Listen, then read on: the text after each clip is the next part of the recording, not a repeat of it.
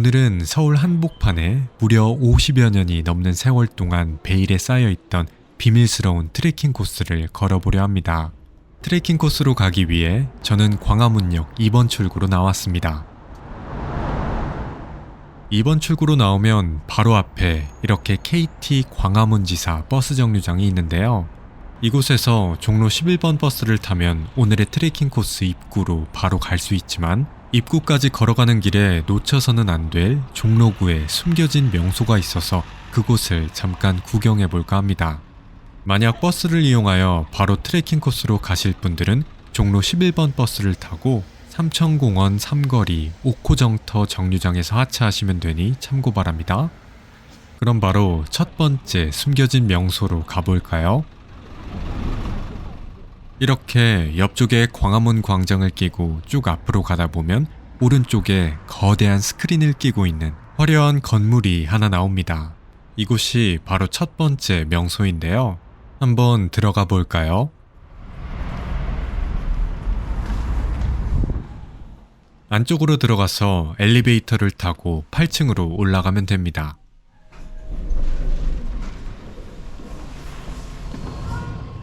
광화문역 2번 출구에서 약 3분을 걸어 도착한 이곳은 대한민국 역사박물관 옥상정원입니다. 이곳에서는 경복궁과 광화문 광장의 광활한 풍경을 한눈에 담을 수 있습니다. 서울 한복판에 이런 멋있는 경치를 공짜로 감상할 수 있는 곳이 있다니 참 신기하네요.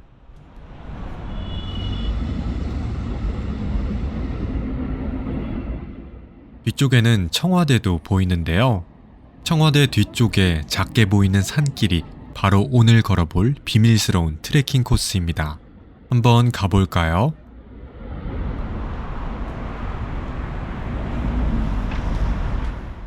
멀리서 봤던 광화문 근처에 왔습니다.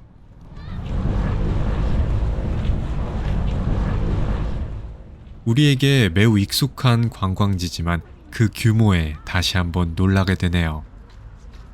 여기서 광화문 성곽을 따라 오른쪽으로 쭉 직진해 주시면 됩니다.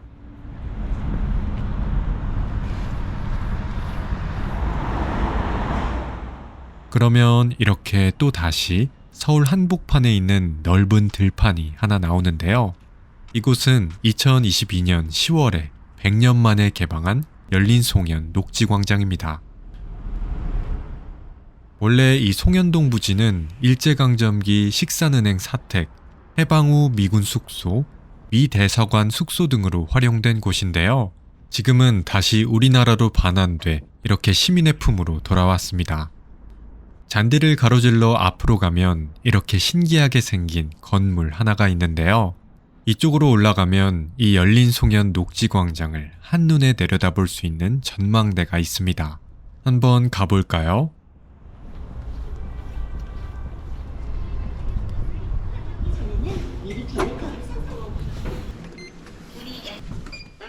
광화문에서 도보로 약 10분을 걸어 도착한 이곳은 서울 공예박물관, 어린이박물관 전망대입니다. 날씨가 좋아서 광장과 뒤편에 높고 낮은 산들까지 한눈에 들어오네요.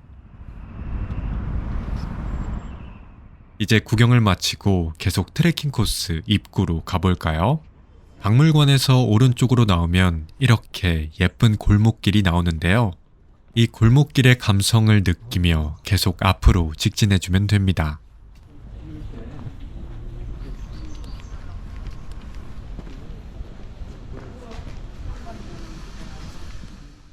그러면 화면에 나오는 것처럼 정독도서관 비석이 나오며 이곳에서 골목길 안쪽으로 들어가면 됩니다. 이곳은 독립운동가의 길이네요. 왼쪽 길로 걸어보겠습니다. 길을 따라가니 차도가 나왔습니다. 이곳은 외국인 관광객들이 많이 찾기로 유명한 삼청동 문화거리입니다. 삼청동 맛집 하면 빼놓을 수 없는 삼청동 수제비집도 있네요. 사람이 정말 많습니다. 이렇게 광화문역 2번 출구 앞에서 탈 수 있는 종로 11번 버스가 여기까지 오기 때문에 이 코스를 생략하고 싶으신 분들은 버스를 타시면 됩니다. 그럼 계속 걸어볼까요? 삼청동 수제비집에서 약 10분을 걷자 삼청 안내소로 갈 수 있는 이정표가 나왔습니다. 계속 이 이정표를 따라 직진해 보겠습니다. 이제 도심 속을 벗어나 점점 깊은 숲길 속으로 들어가고 있습니다. 횡단보도를 건너자 철창으로 둘러싸인 외진 골목길이 나왔습니다. 이곳이 바로 약 50여 년 만에 개방된 서울의 비밀스러운 트레킹 코스인 북악산 남측 탐방로입니다. 제가 지금 서 있는 이곳은 삼청 안내소인데요. 원래는 이곳에서 명패를 부여받아야 입장할 수 있었지만 지금은 자유롭게 통행이 가능합니다. 그럼 한번 본격적으로 트레킹을 시작해 볼까요? 이 북악산 탐방로는 지난 1968년 김신조를 비롯한 북한의 무장공비 31명이 청와대를 습격한 121 사태 이후 안보 문제 등으로 일반인의 출입이 오랫동안 제한되어 있었습니다. 그래서 그런지 이렇게 곳곳에 군사용 철책이 남아있는 모습이네요. 하지만 삭막한 모습과는 반대로 위쪽으로 올라가면 올라갈수록 눈부신 서울 도심과 북악산의 경관이 눈에 들어오기 시작합니다. 벌써부터 기대가 되는데요. 빨리 위로 올라가 볼까요? 우선 만세동방 방향으로 쭉 올라가 보겠습니다.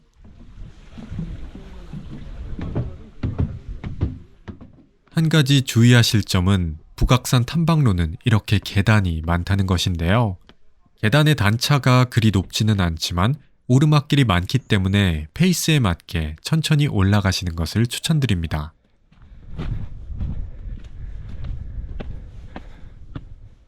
그런데 탐방로 곳곳에는 이렇게 꽃사슴에게 먹이를 주지 말라는 표지판이 있었는데요.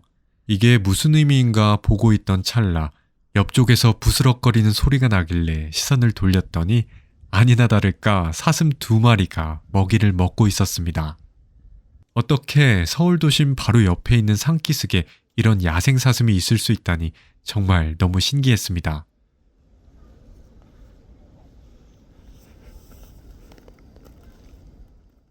그럼 계속 만세동방 방향으로 길을 따라 가보겠습니다.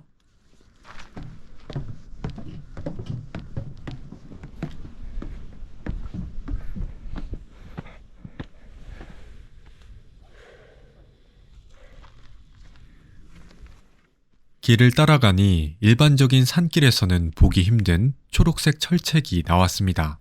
이 문은 대통문인데요. 매주 화요일은 휴관일이니 참고하시기 바랍니다. 그럼 이 초록색 철책을 따라 더 위쪽으로 올라가 볼까요?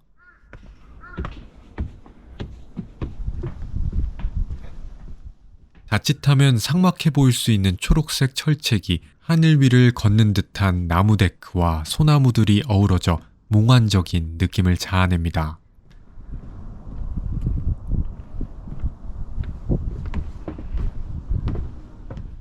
대통문을 지나 약 5분을 걸어 도착한 이곳은 청와대 전망대입니다.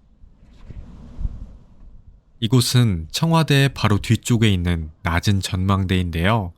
높이는 낮지만 앞에 장애물이 하나도 없어서 종로구의 풍경이 한눈에 들어옵니다. 개방감이 정말 장난이 아니네요. 아까 길을 걸어오며 봤던 경복궁과 광화문도 아주 잘 보입니다. 여기서 계속 길을 따라가면 청와대나 경복궁 쪽으로 내려갈 수 있는데요. 하지만 저는 다시 뒤를 돌아 대통문 쪽으로 나가보겠습니다.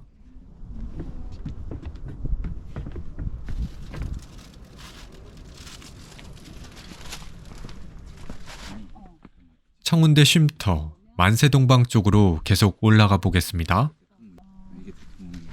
여기 대통령 이쪽 방향.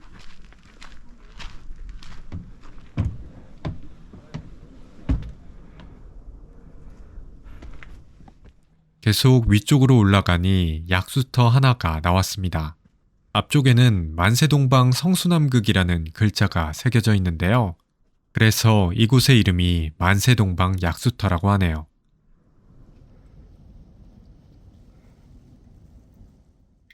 음용은 위험해서 마실 수는 없었습니다. 다시 길을 따라 올라가 보겠습니다.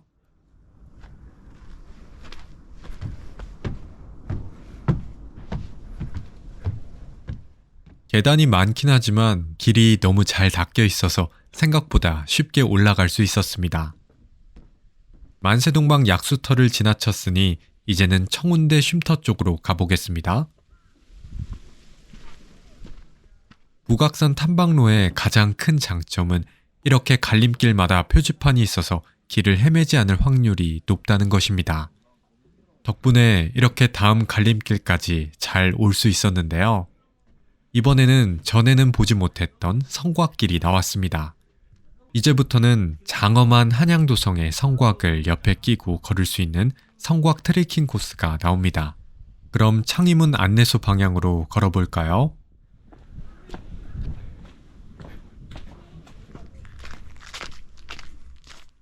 다시 봐도 어떻게 몇백 년 전의 조선시대에 이런 높은 성곽을 지었는지 그저 감탄밖에 안 나오네요.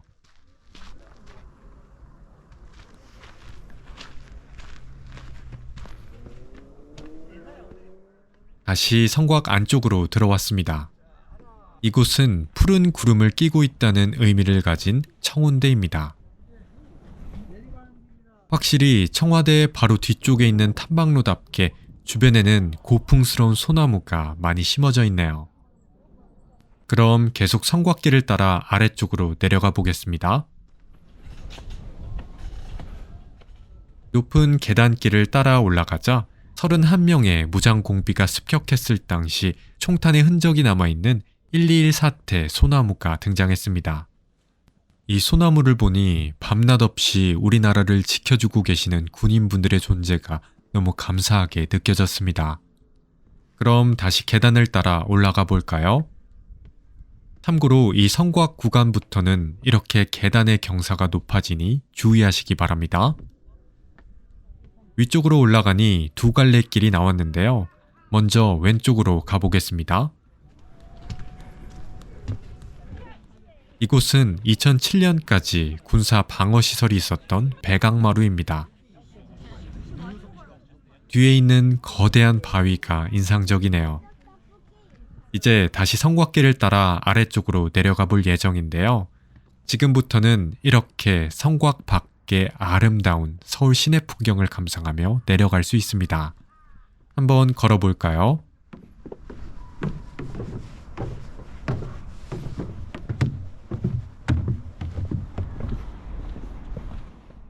어느새 멀리서만 보였던 서울 시내가 가까이 들어오기 시작했네요. 이번 북악산 탐방로의 출구인 창의문 안내소에 도착했습니다. 서울의 4대 소문 중 하나인 창의문도 보입니다. 여기서 아래쪽으로 조금만 내려가면 이렇게 큰 길이 나오는데요. 건너편으로 가면 지하철역으로 갈 수 있는 버스를 탈 수 있습니다. 이렇게 지하문곡의 윤동주 문학관을 지나가는 모든 버스를 타면 경복궁역으로 내려갈 수 있습니다. 버스 시간이 조금 남아서 정류장 바로 뒤쪽에 있는 윤동주 문학관을 둘러봤습니다. 이곳에서는 한국사와 국어 교과서에서 많이 봤던 윤동주 시인의 생애와 작품이 전시되어 있었습니다.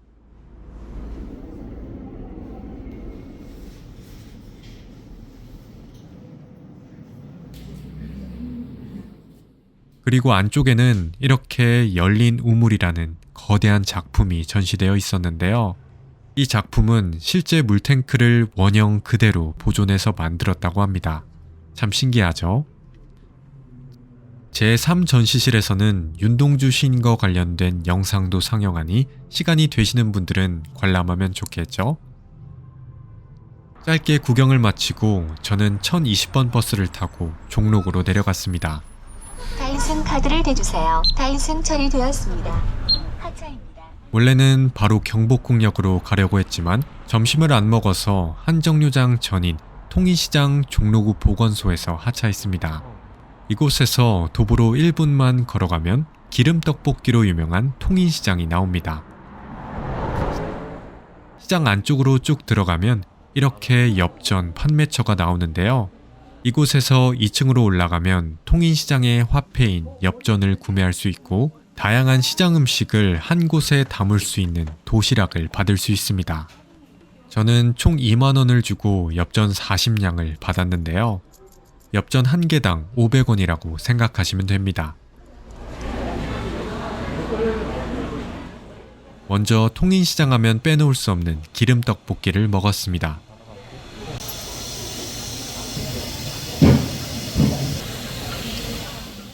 그런데 배가 너무 고파서 음식을 받자마자 그 자리에서 홀랑 집어 먹어버렸네요. 다음은 떡갈비와 순댓꼬치를 먹었습니다. 원래는 한 번에 음식을 담아서 먹으라고 주신 도시락인데 계속 그 자리에서 홀랑 집어 먹게 되네요. 다음으로는 닭꼬치를 먹었는데요. 이 집 닭꼬치가 그렇게 맛있었습니다. 닭꼬치 주문하실 분들 아니죠 거기? 그리고 이렇게 호떡도 먹었고요. 마지막으로는 제육볶음과 닭강정을 사 먹었는데요. 이렇게 볶음김치도 서비스로 주셨습니다. 이 도시락을 가지고 다시 엽전 판매처로 올라가서 공깃밥을 구매한 후 맛있게 먹었습니다. 2명이서 2만원으로 재미있게 다양한 음식을 먹을 수 있어서 좋았습니다. 이제 통인시장 구경을 마치고 밖으로 나와 집으로 가기 위해 경복궁역으로 향했습니다. 이렇게 북악산 탐방로 걷는 여행이 마무리됐습니다. 다음에 더 유익한 걷는 여행 영상으로 찾아뵙겠습니다. 시청해주셔서 감사합니다.